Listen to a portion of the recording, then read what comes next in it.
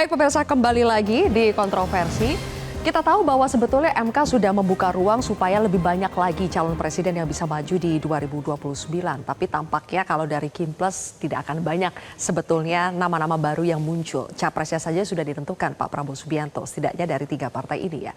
PD Perjuangan melihat MK, apakah sekali lagi ini sebetulnya peluang untuk lebih memunculkan lebih banyak opsi-opsi? Ya artinya sebenarnya kalau bicara peluang, apa yang diputuskan oleh MK itu kan berlaku untuk semua, bukan hanya untuk PDI Perjuangan. Maka sebetulnya konsekuensi logisnya adalah peraturan itu mendorong agar semua partai-partai politik bisa menekankan pada tugas kaderisasi masing-masing partai, bukan hanya kami. Apalagi kan semua anak bangsa sebetulnya berhak untuk terlibat di dalam pilpres, di dalam sebagai capres maupun cawapres, bukan hanya dari PDI Perjuangan. Bukankah hari ini kalau kita bicara tentang rakyat, Mbak Sylvia, ini banyak sekali keresahan masyarakat sebetulnya tentang apa-apa yang terjadi hari ini. Baru selesai pilpres, baru selesai pilkada, lalu tiba-tiba seperti judul kontroversi malam ini, mendadak kita sudah ngomongin pilpres lagi. Padahal masyarakat menurut saya, kita perbincangan beberapa waktu yang lalu, rasanya setelah mengalami political fatigue yang luar biasa tentang proses politik elektoral.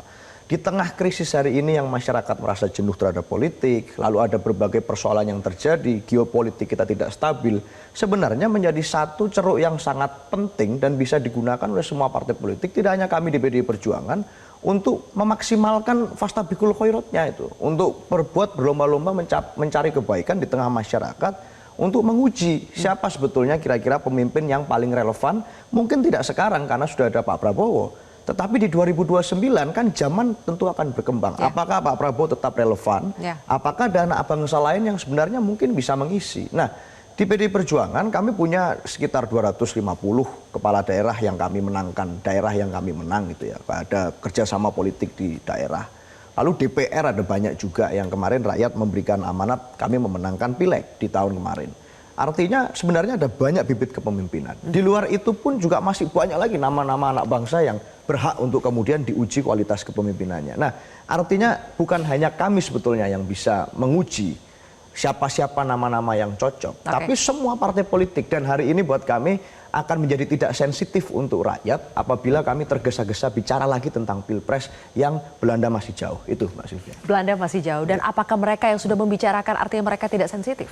Ya kalau kami merasa dari awal kami menghormati sikap politik siapapun boleh. Itu kan bagian dari strategi masing-masing partai politik, dan suatu hal yang saya rasa menjadi wajar kalau kemudian sudah menjadi bagian dari pemerintahan saat ini. Itu logika yang wajar. Kalau Pak Prabowo maju sebagai incumbent tentu bukan suatu hal yang baru, bukan suatu hal yang aneh.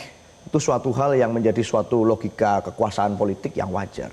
Tapi kalau kami merasa ya akan menjadi lebih fair rasanya kalau kita memberikan kesempatan, bukan fair untuk yang lain juga, tapi juga fair untuk Pak Prabowo untuk bisa membuktikan apakah beliau memang akan bisa mampu melaksanakan seluruh janji politiknya. Itu baik. Ya. Isu Pilpres 2029, Bang Doli, muncul ketika kita juga mendengar bakal ada revisi Undang-Undang Pemilu. Jadi apakah isu ini memang sengaja dimunculkan sebagai entry point sebelum akhirnya revisi Undang-Undang Pemilu mulai digodok? Buat siapa? Buat Golkar? Sebenarnya nggak ada.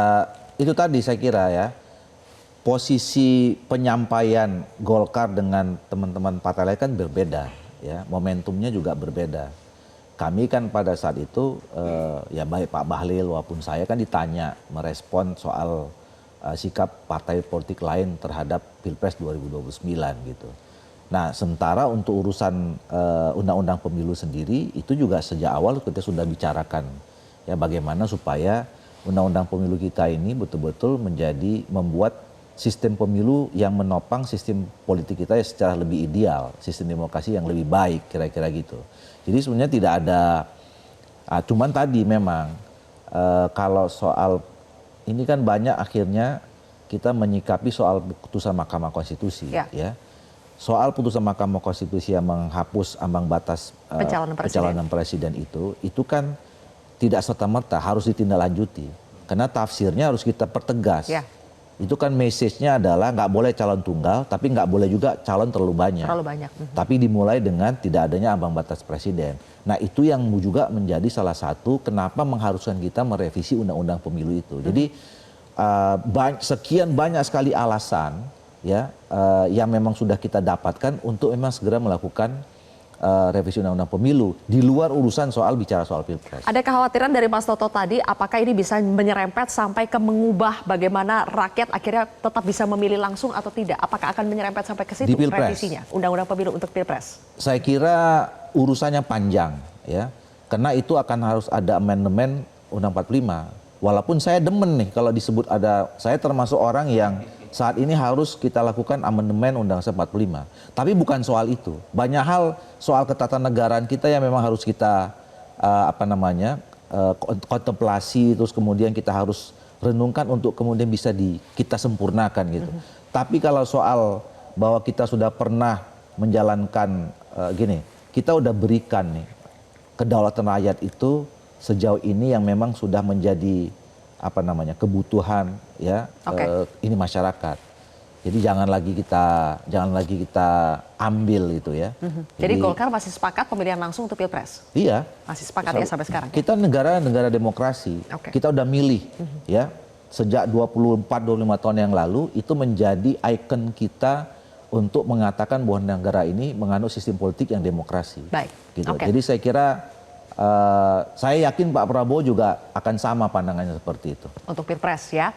Mas Viva, sebetulnya sekarang presidential threshold itu sudah dihapuskan meskipun nanti akan dipertegas lagi seperti apa di revisi undang-undang pemilu. Tapi kenapa sih PAN tidak mengambil peluang ini untuk memajukan kader sendiri? Kenapa udah Pak Prabowo saja? Tapi dijawab nanti ya Mas Viva dan juga Mas Zaky. Kita harus jeda terlebih dahulu. Pemirsa, kontroversi kembali setelah jeda.